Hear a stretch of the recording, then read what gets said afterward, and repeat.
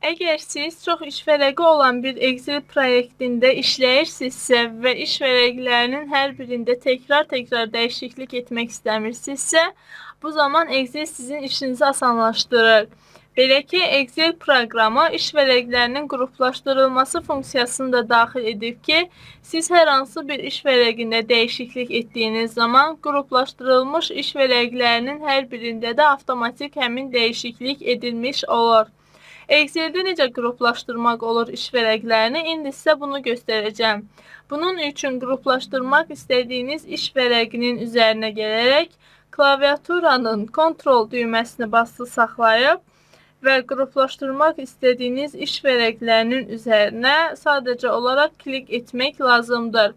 Burada qiymətlər 2, qiymətlər və Sheet 2 iş vərəqlərini qruplaşdırdıqdan sonra klaviaturadan Ctrl düyməsindən əlimi çəkirəm və artıq bizim iş vərəqimiz dəyişdirilmiş, yəni qruplaşdırılmış oldu. İndi qiymətlər 2 iş vərəqinə hər hansı bir informasiya daxil edim. Məsələn, F7 xanasına bir qiymət daxil edəcəm və Enter-i basdıqda digər iş vərəqlərində də digər qruplaşdırılmış iş vərəqlərində də gördüyünüz kimi burada da 40 rəqəmi, 40 ədədi qeyd olunmuş oldu. Eyni zamanda Sheet 2 iş vərəqində də daxil etdiyim 40 informasiyası qeyd edilmiş oldu. Və yenidən siz əgər qruplaşdırılmış iş vərəqlərini qrupdan çıxarmaq istəyirsinizsə, bunun yolu da çox sadədir.